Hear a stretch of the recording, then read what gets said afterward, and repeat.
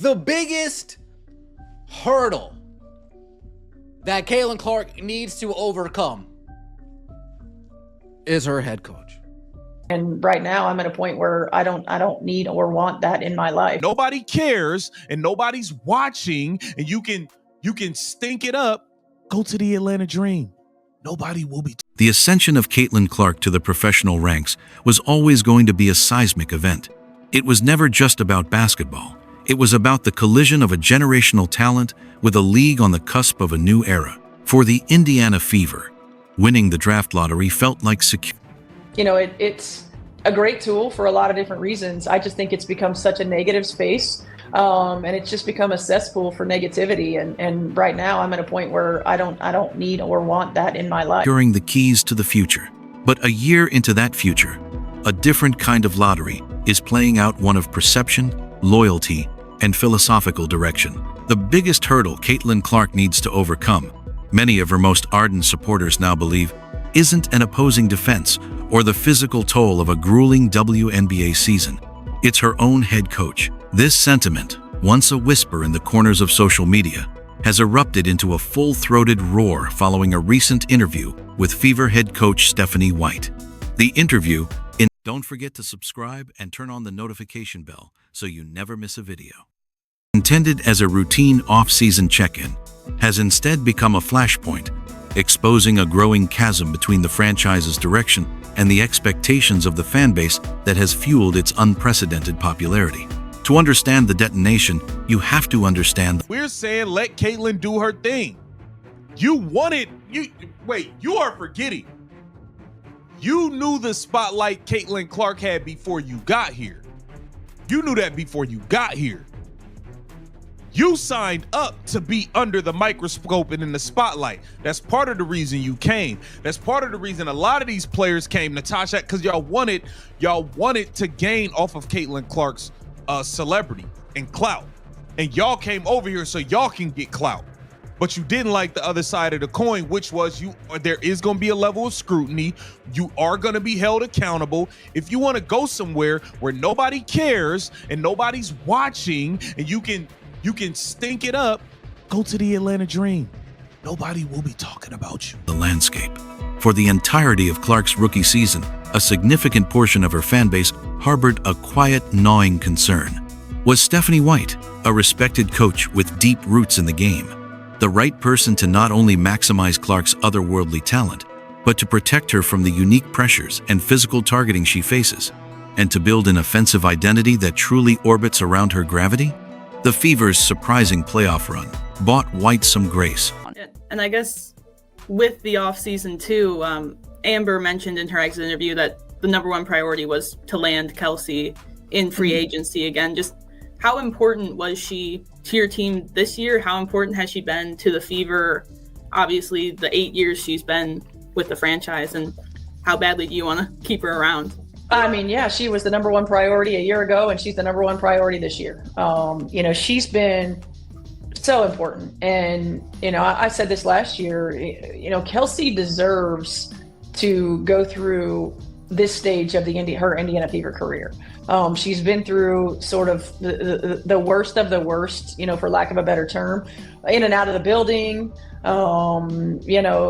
growing pains with getting the organization back. You don't get back-to-back number one picks unless you've been at the bottom for a while, right?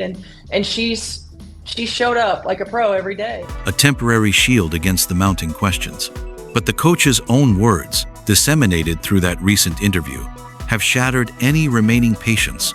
The mood has flipped from cautious optimism to defensive alarm. You can already see the sentiment hardening in real time. A growing contingent believes Clark needs a fresh start, not just a tweak in system, but an entirely different environment, one that genuinely appreciates and builds around what she brings to the floor. What is it with this rite of passage thing in the WNBA? Well, she's been around the league forever. Don't care. Okay, that's great. But Caitlin Clark is your generational talent. You just said on camera you want to build around Kelsey Mitchell? Really? All right. Wow. Oh, I seem to be under the remembrance that people said this was a conspiracy theory. No, that's Stephanie White is. I'm telling you right now, I believe Stephanie White believes Kelsey Mitchell's the best player on this team. That's on a team that's got Caitlin Clark on the team, on the roster. Inflammatory comments from White were twofold. The first, while seemingly innocuous, touched a raw nerve. When discussing the modern basketball landscape, White remarked on social media, calling it a great tool for a lot of different reasons, but lamenting that it has become such a negative space, a cesspool for negativity.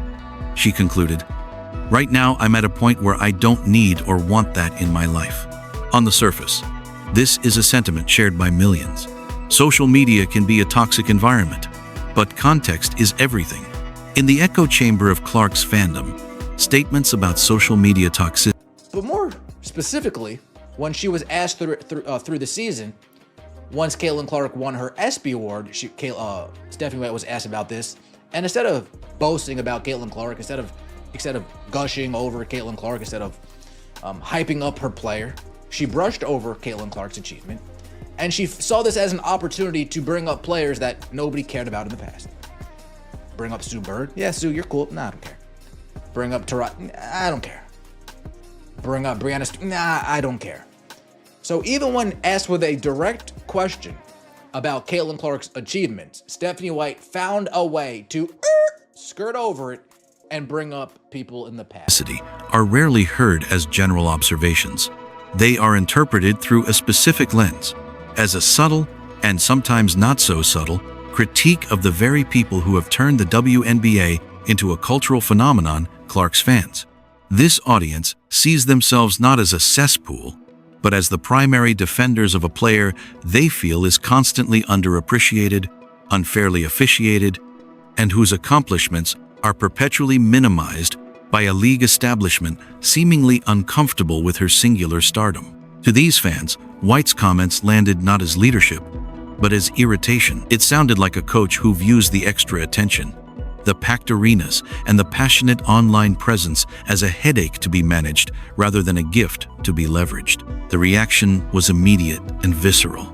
You knew about something else. Stephanie White said in that interview, apparently, that the Fever should build around Kelsey Mitchell, which shows that she's the wrong coach for Caitlin Clark, and she's there to sabotage the team. Kelsey Mitchell's a free agent. The front office has already said she's the number one priority. She should be the number one priority, given how good she is. And when Stephanie White said they want to continue to build around Kelsey Mitchell, she means Kelsey Mitchell is part of the franchise, part of the foundation, part of the core. Caitlin Clark, Kelsey Mitchell, Aaliyah Boston, Lexi Hull, the core of the team. Like the core of the backcourt is Caitlin Clark and Kelsey Mitchell. We've already seen them thrive together. I feel like I'm taking crazy pills. We've already seen how dangerous they are. We've already seen Caitlin Clark express her admiration for Stephanie White, express her admiration for Kelsey Mitchell. We've seen Kelsey Mitchell express her admiration for Caitlin Clark, and we've seen them cook together. So, what is the problem? The spotlight Caitlin Clark brought before you took this job. You signed up for the microscope. That increased attention is a primary reason the Fever are relevant again. It's the reason players want to come to Indiana. You can't sign up for the benefits of the Clark effect, the clout, the visibility, the packed houses, and then complain about the negativity that comes with a passionate, protective fan base. If you want to go somewhere where nobody cares and nobody's watching, where you can stink it up in obscurity, go coach the Atlanta Dream. Nobody will be talking about you. This perspective frames the conflict perfectly. The fans don't see themselves as toxic. They see themselves as the loyal opposition, the only ones consistently pushing back against what they perceive as a league-wide campaign to redistribute credit, blur obvious realities, and manage Clark's image down to a manageable size. So when the head coach echoes a complaint about the noise, fans don't hear a desire for. And it literally pisses me off when people are like, she's not the face of the league. Who would be? What? Sabrina? No. No, there's really good, well-known people in our league. I'm not discrediting them. We have a lot of badasses in our league. Yeah. Hell yeah to that. I'm all for that. But when people try to argue that she's not the face of our league, Yeah. or if our league would be where we're at without her, you're dumb as shit. Yeah. You're literally dumb as fuck. A healthier environment. They hear a desire for them to go away. And for a fan base that is buying the tickets, driving the historic ratings, and turning every away game into a de facto fever home game, that is a direct affront. It's a disconnect between the engine of the league's growth and the people now responsible for its most valuable asset. But the social media comment, while inflammatory, was merely the opening act. The true detonation came when the conversation turned to personnel, specifically to guard Kelsey Mitchell, who is entering free agency. When asked about I think this is just such a pivotal point in the WNBA because there are so many eyes on us. There's so many new fans. There's millions, I should say, new fans. And at the end of the day, she's worried about her. In all of her statements, it's all like, well, I got us here and I should. And Kathy, no one cares. Literally, no one cares. Like how you're sitting right there, that's how we feel every time she speaks. Every time she speaks, us as players, that's how we feel. the team's priority in retaining her, White responded, "She was the #1 priority a year ago, and she's the #1 priority this year." She went on to praise Mitchell's loyalty and resilience, stating, "Kelsey deserves to go through this stage of her Indiana Fever career. She's been through sort of the worst of the worst. You don't get back-to-back #1 picks unless you've been at the bottom for a while, right? And she showed up like a pro every day." To any rational observer, this is standard coach speak. Kelsey Mitchell is an elite scorer, a beloved veteran who has endured years of losing, and retaining her is crucial for team continuity. It's not inherently a slight against anyone. However, this is not how it was received by a fan base already on high alert.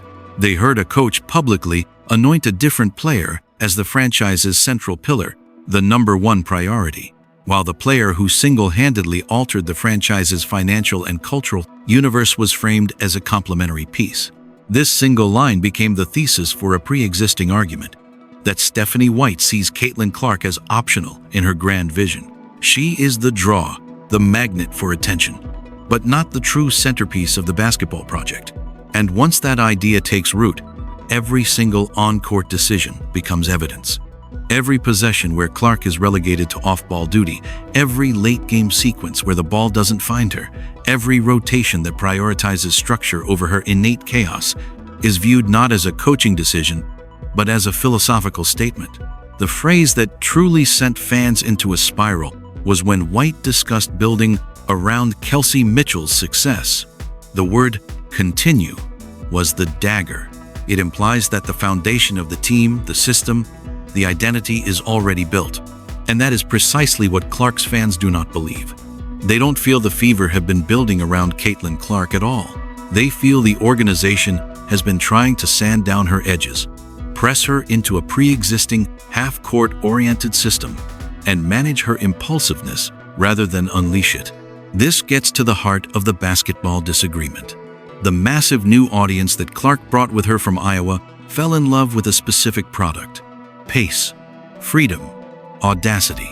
They fell in love with logo threes, no-look passes that seemed to bend spacetime, and an offense that felt like it could explode into a 15-0 run at any moment. They want to see the game played at the speed of light, with confidence and a touch of arrogance. They did not sign up to watch a generational playmaker get turned into a decoy, jogging to the corner while the offense grinds through methodical half-court sets. To them, that isn't structure. That's taking the most electric player in the league and putting a governor on her engine. This is the core conflict. When you inherit a team with the league's biggest draw, the expectation is that the entire identity of the franchise, from offensive sets to defensive coverages to marketing campaigns, tilts toward maximizing that player. It's not just a slogan. It's a basketball imperative. So, when fans feel the system is built to flatten her impact to make her a cog, rather than the machine, the backlash is inevitable. It's not random hate. It's the frustration of people who believe they are watching a generational talent being managed instead of unleashed. They hear the messaging about fit and system and translate it as, "How do we make Caitlin behave?" rather than, "How do we make Caitlin unstoppable?" For a fan who watched what she did at Iowa, that feels fundamentally, almost morally, backwards. Caitlin is the system. The system should be a living, breathing organism, built to harness her gravity, her decision-making, and her ability to bend defenses to her will. When Clark herself has subtly hinted at needing the ball more, fans take it as gospel confirmation. When they see her catch fire, only to be pulled back into a more controlled rhythm, they don't see coaching discipline. They see a fear of letting her be great. Could White's comments have been sloppy phrasing? Absolutely. She may have meant Kelsey Mitchell is a priority in the context of a crucial free agency period, one pillar alongside Caitlin Clark, Aaliyah Boston, and the rest of the young core. She may have been speaking to the importance of continuity and rewarding a loyal veteran. But that's not how it landed, and it didn't land that way because fans are irrational. It landed that way because it fits a pre-existing narrative they believe they've been watching unfold for months. Possession usage. The moments when Clark is off ball for entire quarters. Late game decisions. The plays drawn up out of timeouts that don't feature their best playmaker. The offensive tempo. The visible slowing of the pace when Clark pushes, as if the team is actively trying to rein her in. Emphasis on mistakes. The way her high-risk, high-reward style is publicly framed as a problem to be solved, rather than the cost of doing business with a genius. Then there's the off-court messaging. Fans are hyper-aware of how a coach talks about their star. They notice when other players' milestones are celebrated with unvarnished praise, while Clark's accomplishments are wrapped in caveats, redirected into a broader conversation about the team, or framed as something that needs to be balanced out by other aspects of her game. Whether intentional or not, this is how it reads to an audience already primed to see the league as allergic to giving Clark her due. They point to a previous instance where, after Clark won a prestigious ESPY award, White was asked about it. Instead of gushing about her player's historic achievement, she used the opportunity to name-drop past legends like Sue Bird and Tamika Catchings, effectively shifting the spotlight away from Clark and onto a broader historical context. To the fans, this wasn't graciousness. It was another example of the old guard refusing to cede the stage to the new star. It's seen as old guard comfort first, Caitlin adaptation second. So, when the build around Kelsey line hit, it didn't feel like a one-off gaffe. It felt like another tile in a larger mosaic, revealing a picture where the head coach has not fully bought into the idea that her team's destiny is tied to making Caitlin Clark the absolute, unquestioned center of the basketball universe. This friction within the Fever organization doesn't exist in a vacuum. It's amplified by a league-wide ecosystem that, in the eyes of these new fans, has fumbled the arrival of its biggest star. For 2 seasons, new fans have arrived in droves, only to be met with lectures. They are told the league's growth is a collective effort, not about one player. They are told not to center Clark, to respect the history and the veterans. They watch as media narratives cherry-pick statistics and comparison windows, designed to minimize her impact. And yet, the economic reality is impossible to ignore. When Caitlin Clark is on the floor, the league feels like a major sporting event.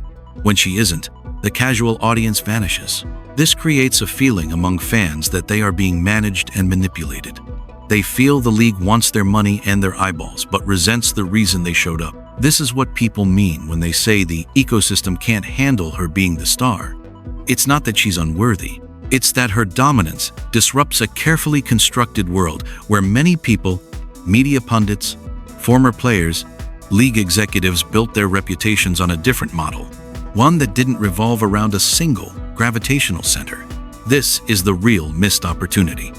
The league's primary job over the last 2 years should have been converting these new viewers into long-term, passionate WNBA fans. You do that not by scolding them, but by welcoming them. You teach the history, but you don't demand they pretend the present isn't radically different. You build a product that leans into the very reason they bought a ticket. Every time a new fan feels disrespected by a coach's comments, by a player's dismissive remark, by a media narrative, it becomes exponentially harder to keep them. It solidifies their us versus them mentality. This context explains why a player like Sophie Cunningham of the Phoenix Mercury has become such a beloved figure among Clark's fan base. Cunningham is one of the few players who vocally states the obvious. She calls out the physicality of the defense on Clark, the questionable officiating, and the twisted narratives. Fans don't see this as creating drama. They see it as refreshing, validating honesty. When Cunningham says, "It pisses me off," when people deny Clark is the face of the league, and calls anyone who argues otherwise dumb as hell, her popularity soars.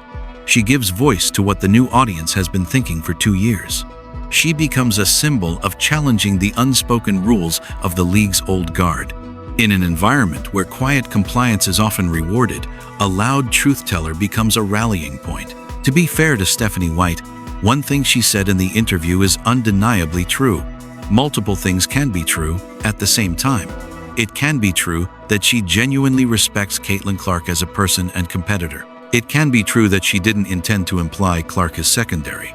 It can be true that she genuinely wants balance, wants to build a team where everyone is involved, and the whole is greater than the sum of its parts. And it can also be true that fans have watched enough basketball to believe that the current structure does not fully unleash Caitlin Clark. This is the tension at the heart of the Fever. It's the belief that the system asks Clark to adjust more than it adjusts to her, that the messaging around her, even if unintentionally, is filtered through caution and historical context rather than pure, unadulterated hype. That the environment, through no single person's malicious intent, may not be the optimal one for her to reach her absolute skyscraping ceiling. This is why a single interview turned into a 5-alarm fire. Fans aren't just reacting to Stephanie White. They are reacting to what she represents in a bigger, more frightening picture. A league and an organization still struggling to fully accept what they have, still seemingly unsure if they want to build the future around the player who personally delivered that future to their doorstep. That is the crossroads the Indiana Fever are standing at, whether they acknowledge it or not. This isn't about one interview. It's about trust. It's about whether the people running the show, from the front office to the coaching staff, genuinely understand the magnitude of what they have. And more importantly, whether they are willing to build a product, on and off the court, that matches the moment they've been handed. Caitlin Clark isn't just a star. She is the engine. She is the reason arenas that used to echo with emptiness are now sold out. She is the reason road games feel like home games. She is the reason casual sports fans who couldn't name a single WNBA player 2 years ago now know the standings, the rivalries, and the intricate storylines. You can call it a collective effort until you're blue in the face, but everyone in and around the sport can feel the gravity. When she's on the floor, the league feels like the biggest thing in the world. When she isn't, it shrinks back to its niche. Therefore, when fans hear even a hint that the franchise wants to prioritize comfort or continuity for veterans over maximizing the engine, a deep-seated panic sets in. It's not irrational. It's the anxiety of fans who have seen this movie before. They know windows of opportunity in sports are fleeting. They know one wrong coach, one poorly constructed roster, one inflexible system can steal years from a generational career. And they feel like they are watching a situation in real time where the coach has a rigid identity, the league has a collective ego problem, and the star at the center is trying to keep the peace while everyone else argues about what she should be allowed to become. This is why the reaction is so intense. The fear underneath it is simple and profound. What if they waste her? What if the Fever keep asking Caitlin to fit into a system instead of asking everyone else to elevate to her level? What if they keep slowing the pace, flattening the chaos, and dressing it up as team basketball, while the most valuable thing they have becomes progressively less valuable through underutilization? What if they keep treating her fans, the lifeblood of this new era, as a nuisance to be managed rather than a blessing to be celebrated? What if they keep acting like the paradigm is 2016, when the reality is it's a new era, and the audience is screaming exactly what it wants? Here is the uncomfortable truth that the Fever and the league as a whole must confront. Caitlin Clark does not have to stay anywhere that refuses to fully embrace her. She is not property. She is a free agent in waiting. Stars, especially ones of her magnitude, eventually gravitate toward organizations that empower them. They go where the vision matches the talent. They go where a front office protects them from harm. A coach designs an offense that amplifies their genius, and a league markets them with pride, not resentment. So, the ultimate question facing the Indiana Fever isn't whether Stephanie White meant what she said. It's whether the organization is intelligent enough to learn from the reaction. or whether they will double down on the same approach, hoping the noise from the cesspool will eventually die down. It won't. Not as long as fans feel the most electric player in the sport is being handled with cautionary tape instead of being built around with conviction. Not as long as the fear persists that the people in charge are more comfortable with the past than they are excited by the future. If you've been paying attention to the undercurrents of this season, you already know what happens next if they don't figure it out. The story won't end with a single controversial interview. It will end with a star, at the peak of her powers, realizing she can't carry a league or a franchise that won't fully carry her back. And when that day comes, the cesspool won't be the one on social media. It will be the smoldering remains of an opportunity, squandered not by malice, but by a failure of imagination and an inability to recognize that some players don't just deserve a seat at the table. They are the table. The Fever's job, and Stephanie White's primary responsibility, is to figure out how to build a bigger, better room around her, not to keep asking her to make herself smaller to fit in theirs. Stay locked in with my channel, Simply Explained, your home for the truth behind the WNBA headlines.